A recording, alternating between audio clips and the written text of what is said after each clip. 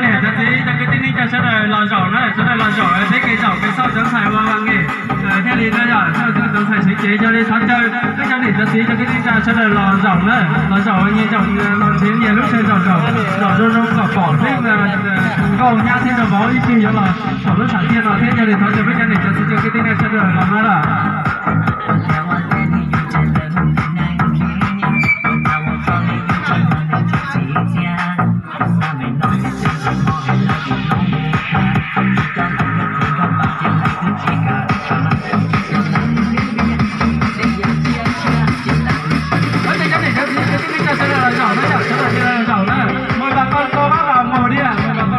ngồi vị trí đi để chọn lấy một vị trí đẹp nhất cho chính mình.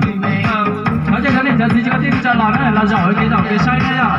nó sợ nó sẽ là giỏi. Lúc đầu lúc xin hỏi là sẽ là giỏi sẽ là lò nó cả lúc thời thế thì lò nhát thêm rồi đó tôi ta chỉ ra nữa.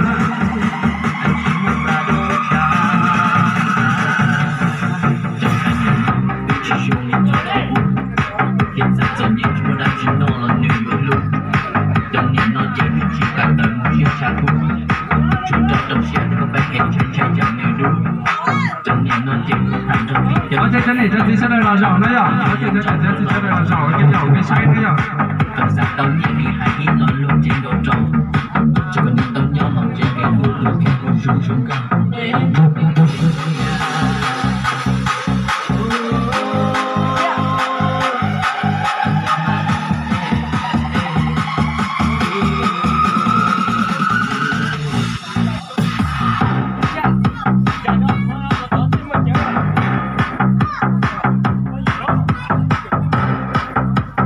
Cho này cho tí cho cái đinh trà cho đây là giỏ đấy ạ. Cho đây là giỏ là cái giỏ cái say đấy ạ.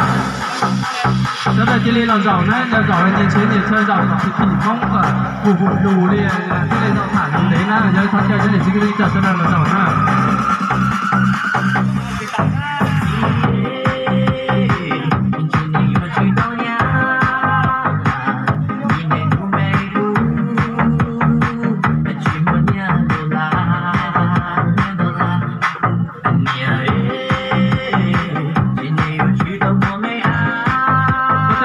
Cho tí cho cái đinh trà sẽ đợi cho đi là giỏ này ạ. Tao lúc xin hỏi ở bên tàu tỉnh chê lúc hỏi sẽ đợi tỉnh kia cho đi cho tí cái đinh trà sẽ đợi là giỏ này. Và vâng, kính thưa toàn thể quý vị thân mến, một lần nữa ban tổ chức xin được trân trọng thông báo chỉ còn ít phút nữa thôi, ít phút nữa thôi để có khi ngày phút 100 của chú rể Hải Đăng có dao vàng thu trong buổi trường hôm nay sẽ chính thức được bắt đầu. Một nữa xin được trân trọng kính mời đến toàn thể quý vị quan khách quý, các cụ các ông các bà cô dì chú bác cùng toàn thể các trẻ nam nữ thanh niên, chúng ta hãy một lần nữa cùng nhau nhanh chân trở về hội trường tiệc cưới của gia đình chúng tôi để cùng nhau chọn cho mình một vị trí tuyệt vời nhất, với ly rượu nồng thắm chung vui chung dừng ngày phút 100 năm cho chú rể Hải Đăng có dao vàng thu. Xin trân trọng kính mời. Bây giờ thì cái tên này chào sẽ đợi cái trên lò này ạ. Cái trên lò giỏ này là nó sẽ thải theo từ gấu lúc trong chung từ lúc nào cho nên chắc là tôi lấy cái trên lò giỏ thì lò giỏ nhiệt phá cho cái này bỏ có thể là sinh lý cả nhà nó cho nên nó nói nó dùng trên chập là cho tồn tại theo từ gấu lúc nào cho nên bây giờ nếu cái tên này chào sẽ đợi cái